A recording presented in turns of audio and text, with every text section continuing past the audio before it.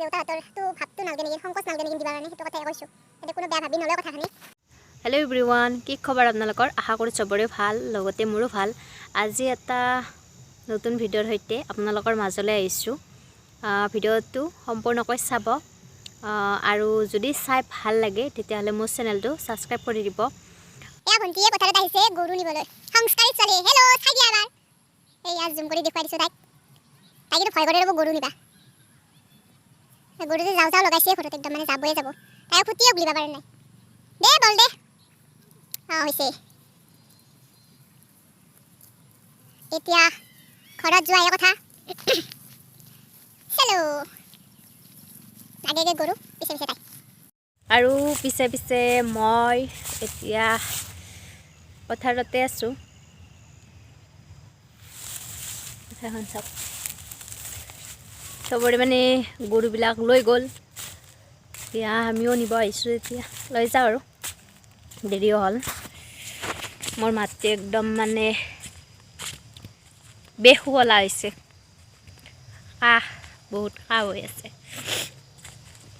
আপোনালোকৰ ভালে ভালে উৰুকা গ'লনে? কমেণ্ট কৰি জনাবচোন। আৰু মোৰ চেনেলটো আপোনালোকে ছাবস্ক্ৰাইব কৰি দিব আৰু, কাৰণ এতিয়া ছাবস্ক্ৰাইবাৰটো বাঢ়াই নাই। আপোনালোকে অলপমান চকু মেলি চাব আৰু মোৰ ফালে। এতিয়া বলক।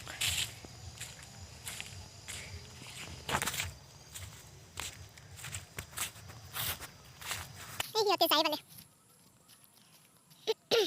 পথাৰ। আমাৰ পথাৰত কাপোৰ মেলি দিছে, ৰ'দ নাই হ'লেও আৰু দিছে। আজি মই আপোনালোকক দুটামান মানে আৰু দেউতাসকলৰ কথা ক'ব বিচাৰিছোঁ।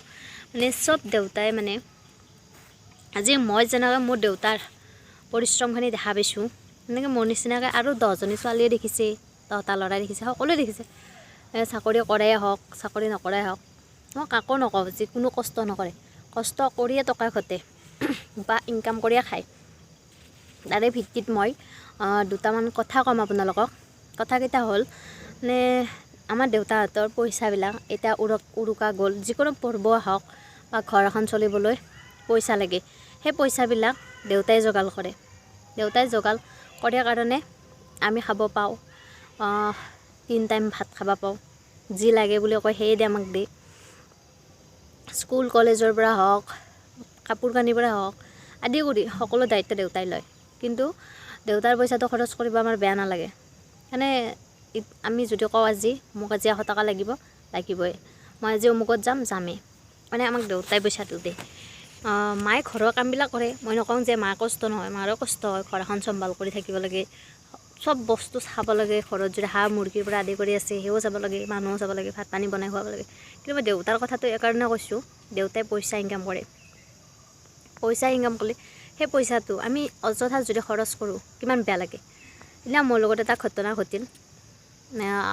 সেই চাউল আনিব পইচা মায়ে ৰাতিয়ে কৈ থৈ দিছে, মানে চাউল আনিব লাগিব পিঠাৰ কাৰণে। বৰা চাউল বা বৰ্ণি চাউল আনিবৰ কাৰণে মায়ে ৰাতিয়ে মানে দেউতাক কৈ থৈ দিলে। তাৰপিছত ৰাতিপুৱা দেউতাক কামত যাবৰ সময়ত মই চাহ দিবৰ কাৰণে ৰাতিপুৱা উঠিলোঁ। সেইকাৰণে চাহ বনাই থাকোঁতে দেউতা গা চা ধুই চাহ খাওঁ বুলি লওঁতে মই মনত কৰি দিলোঁ আৰু পইচাটো যি লাগে। তাৰে পিছত দেউতাই লগ মানে কোনো নাভাবা নিচিন্তাকৈ মানে একো নকৰাকৈ মানে পইচাটো উলিয়াই দিছে। তেতিয়া মই মানে এটা কথা ভাবিলোঁ যে আমি যদি কিবা এটা ইনকাম কৰোঁ, আমি যদি 1 টকা এটা ইনকাম কৰোঁ কাৰোবাক দিবৰ কাৰণে, ঘৰৰ মানুহে হওক, কাৰোবাক বেলেগকতো দিয়া দূৰৰ কথা, কিন্তু ঘৰৰ মানুহকেইটাক দিবৰ কাৰণে আমাৰ সংকোচ লাগে। মানে মনটোত এনেকুৱা এটা ভাৱ আহে যে এই মোৰ পইচাটোৱে দিব লাগে না, ময়ে দিব লাগে না। আমি যদি কষ্ট কৰি আনো, আমি যদি পাওঁ।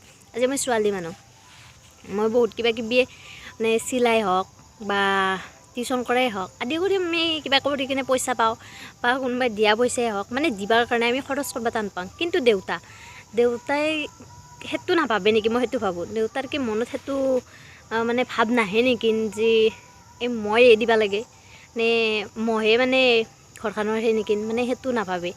দেউতাসকলৰ কথা মানে এইকাৰণে কৈছোঁ, কাৰণ মই সেইটো কথাই মানে ভাবি আছোঁ। আপোনালোকে ভাবেনে নাভাবে মই নাজানো, কিন্তু ভাবিবচোন এবাৰ। ভাবিলে মানে কি উত্তৰ ওলায় আপোনালোকে কমেণ্ট কৰি জনাব।